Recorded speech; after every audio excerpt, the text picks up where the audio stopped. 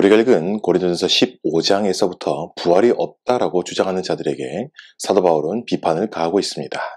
여기서 부활이 없다라고 주장하는 사람은 고린도 교회 밖에서 가만히 들어온 사람이라기보다는 고린도 교인들 내부에서 비롯된 사람들이었습니다. 그래서 오늘 말씀 12절에서는 너희 중에 어떤 사람들이라고 말씀하고 있습니다. 12절 말씀을 보시면 그리스도께서 죽은 자 가운데서 다시 살아나셨다 전파되었거늘 너희 중에서 어떤 사람들은 어찌하여 죽은 자 가운데서 부활이 없다 하느냐라고 말씀하고 있습니다. 고린도 교인들 가운데서 생긴 어떤 사람들이 예수 그리스도의 부활과 사람의 부활 자체를 부정하기 시작하였습니다. 물론 이렇게 주장하게 된 배경에는 고린도 교인들이 그 당시에 타협하였던 잘못된 사상이 있었습니다. 그것은 영지주의였습니다. 영지주의에서 주장한 것을 한마디로 표현한다면요, 영은 깨끗하고 육은 더럽고 저급하다라는 겁니다. 그러므로 이 부활을 하더라도 영으로 부활하는 것이지 육신적인 부활이라는 개념을 그들은 생각할 수도 이해할 수도 없었던 겁니다. 이런 잘못된 생각에 고린도 교인들은 점점 빠져들기 시작하였습니다. 그래서 이들은 예수 그리스도의 부활과 이 부활 자체를 부정하는 생각에 점점 함몰되어 갔습니다. 그러나 교회에 있어서 이 부활 교리는 너무나도 중요한 것입니다. 그 어떤 것과도 결코 타협하거나 포기해서는 안 되는 교리가 바로 이 부활 교리입니다. 이것은 기독교가 설 수도 있고 또한 기독교가 무너질 수도 있는 결정적인 역할을 하는 기초석이나 다름이 없습니다.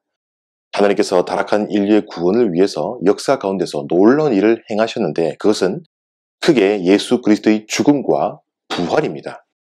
이 사건들은 분명히 역사 가운데서 일어났으며 목격한 증인들도 많이 있었습니다.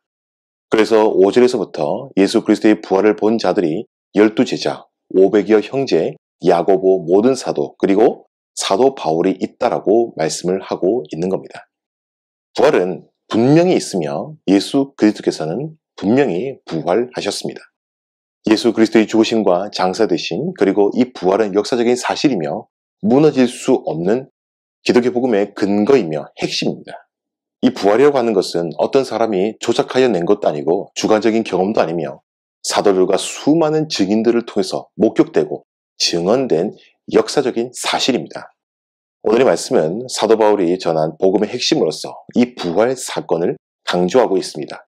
그러면서 부활이 가지고 있는 몇 가지 의미를 우리 가운데에 가르쳐주고 있습니다. 먼저는 예수 그리스도의 죽으심과 부활은 성경을 따라 된 일이다 라고 말씀합니다. 3절과 4절에서 이렇게 말씀하고 있는데요. 내가 받은 것을 너희에게 전하였노니 이는 성경대로 그리스도께서 우리 죄를 위하여 죽으시고 장사 지낸 바 되셨다가 성경대로 사흘 만에 다시 살아나사 라고 말씀하죠. 여기서 보면 반복적으로 나타나는 표현이 있습니다. 바로 성경대로라는 말씀입니다. 이는 예수 그리스도의 죽으심과 부활은 말씀에 근거한 것이고 성경에서 예언된 일을 성취하신 것이라고 우리 가운데 말씀하는 겁니다. 예수 그리스도의 죽으심은 자신의 죄 때문에 죽은 것이 아니라 바로 자신의 택한 백성들, 다시 말해 우리들의 죄를 위한 대속적인 죽음이었습니다. 예수님께서 십자가에서 죽으심은 많은 사람들에게 일어나야 할 일이 바로 그에게 일어난 사건이고 사람들을 대신하여 죽으신 것입니다. 이에 대해서 성경에서 우리 가운데 분명히 또한 말씀하고 있는데요. 그는 실로 우리의 질고를 지고 우리의 슬픔을 당하였거늘 우리는 생각하기를 그는 징벌을 받아 하나님께 맞으며 고난을 당한다 하였노라. 그가 찔림은 우리의 허물 때문이요 그가 상함은 우리의 죄악 때문이라. 그가 징계를 받음으로 우리는 평화를 누리고 그가 채찍에 맞음으로 우리는 나음을 받아도다. 우리는 다 양 같아서 그릇 행하여 각기 제 길로 갔거늘 여호와께서는 우리 모두의 죄악을 그에게 담당시키셨도다 라고 말씀합니다. 죄를 알지도 못하는 예수님께서 십자가에서 참혹한 죽음을 당하신 것은 우리의 죄 때문이었고 우리에게 참된 자유와 평화를 주시기 위한 희생적인 죽음이었습니다. 그러나 예수님께서는 결코 무덤에 머물러 계실 수 없으셨으니 실제로 죽으신 다음에 사흘 만에 부활하셨습니다. 예수님께서 죽은 자 가운데서 다시 살아나심으로 그분은 능력으로 하나님의 아들로 선포되셨고 예수님의 죽으심은 자신의 죄 때문이 아니라 다른 사람의 죄 때문에 죽은 것임을 입증되었던 것입니다. 둘째로 예수님의 부활은 신자들의 속죄의 근거가 되는 것입니다. 17절 말씀해 보시면 만약에 그리스도의 부활이 없다면 어떤 일이 일어나는지 이렇게 말씀하고 있는데요. 그리스도께서 다시 살아나신 일이 없으면 너희의 믿음도 헛되고 너희가 여전히 죄 가운데에 있을 것이요 라고 말씀합니다. 만약에 예수님께서 부활하시지 아니하셨다라고 한다면 우리의 믿음이 헛된 것이고, 심각한 것은 여전히 우리가 죄 가운데에 머물러 있을 수밖에 없다라는 사실입니다. 최초의 인간이었던 아담의 범죄로 인해서 죄가 그의 모든 후손들을 지배하였습니다.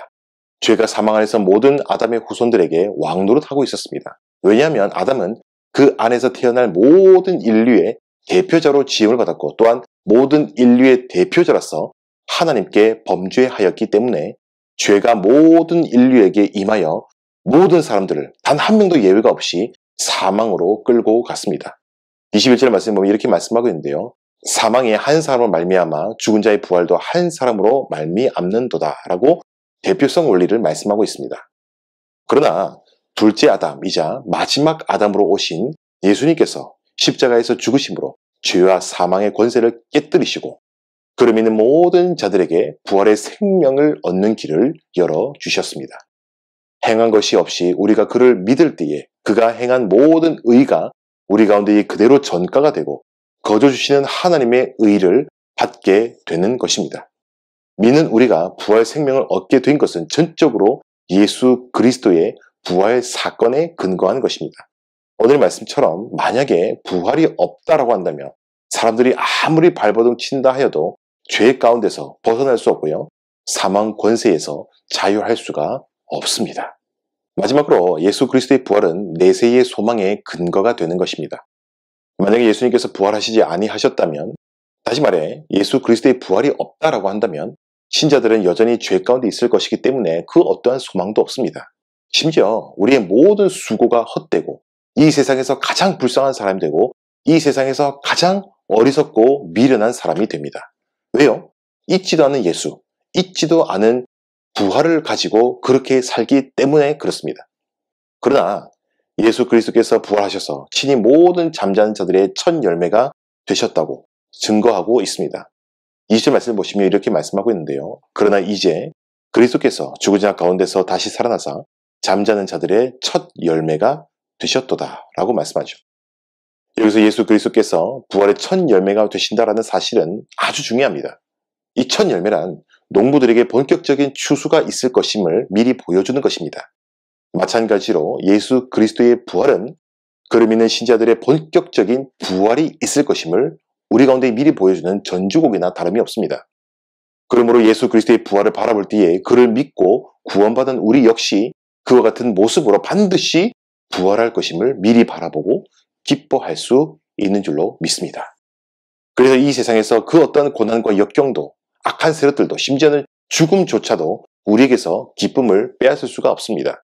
로마서 8장에서는 이렇게 말씀하고 있습니다. 내가 확신하노니 사망이나 생명이나 천사들이나 권세들이나 현재이나 장래이나 능력이나 높음이나 기쁨이나 다른 어떤 피조물이라도 우리를 우리 주 그리스도 예수 안에 있는 하나님의 사랑에서 끊을 수 없으리라. 신자들이 세상에서 아무리 고난을 당하고 낙심하고 심지어 죽음의 위험에 직면한다고 할지라도 두려워하거나 절망하지 않는 것은 미래의 확실한 부활의 소망을 기쁨으로 내다보며 살기 때문인 줄로 믿습니다. 미래의 소망 때문에 현재의 어려움과 허무함을 이길 수 있고요. 하나님의 사역에 수고할 수 있습니다. 이것이 신자들이 가진 크고 놀라운 비밀입니다. 사랑하는 여러분, 우리 주 예수님께서는 우리를 위해서 2000년 전에 우리와 같은 육신을 가지고 오셨고 율법에 완벽하게 순종하는 삶을 사셨다가 율법을 범하였을 때에 당하여야 할 모든 저주와 형벌을 십자가에서 죽으심으로 친히 다 감당하셨습니다. 그리고 제3일에 부활하심으로 우리에게 영원한 속죄의 길을 활짝 열어주셨습니다. 그러나 중요한 것은 이것을 나와 상관없는 이야기로 여기는 것이 아니라 그분의 죽으심과 또한 그분의 부활하심을 믿음으로 받아들이고 나를 위한 하나님의 구원 행위로 받아들이셔야 됩니다. 이를 믿음으로 받아야 구원을 받는 것입니다. 자유주의 사상에서는요, 예수님의 죽음과 부활을 역사적인 사실로 받지 않아도 신앙이 마치 성립하는 양, 그것이 가능하는 양 주장하지만요, 그것은 잘못된 것입니다. 오직 예수 그리스도의 죽음과 부활을 역사적인 사실로서 또한 나를 위한 하나님의 구원으로 온전히 믿어야 구원받는 것입니다. 또한 예수 그리스도께서 부활의 첫 열매가 되신 것은 그분을 믿는 우리 모든 신자들도 이후에 그분과 같은 모양으로 부활할 것이라는 것을 미래의 희망으로 내다보게 합니다. 여러분, 세상에 보면 얼마나 낙심할 일이 많습니까? 얼마나 나를 우울하게 할 일이 많습니까? 사람을 보고 이 세상을 보면요, 실망하고 절망할 것 투성입니다. 이 세상에 믿을 사람 한 사람 없고요, 의지할 대상 한 사람도 없습니다. 그러나 우리에게는 영원한 기쁨이며 소망 되시는 예수님께서 계십니다. 이 세상 비록 어렵고 힘들다 하더라도요, 믿는 우리에게 확실한 소망이 있으니 그것은 미래의 확실한 부활의 기쁨입니다. 그러므로 우리가 그 어떤 환난 가운데서도 즐거워할 수 있습니다. 우리가 환난 중에서도 즐거워하나니 이는 환난은 인내를, 인내는 연단을, 연단은 소망을 이루는 줄 알미로다. 혹여나 우리 가운데에 마음의 실망과 괴로움 때문에 낙심하는 분들 계십니까? 이 세상의 허무함 때문에 좌절하고 있는 분이 계십니까? 부활의 주님 되시는 예수 그리스도를 바라보시기를 바랍니다. 이 세상 아무리 변하고 힘들어도요, 우리 하나님께서는 변함없이 우리를 사랑하시고 우리와 함께 계시는 줄로 믿습니다.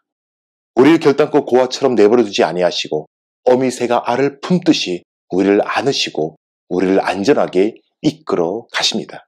그리고 우리에게는 영원한 하늘의 소망이 있으니 장차 우리의 썩을 육신이 썩지 아니할 것을 잊고 슬픔을 다 벗어버리고 영원한 기쁨을 입을 부활이 우리에게 다가오고 있으니 어찌 낙심하고 있을 수 있겠습니까?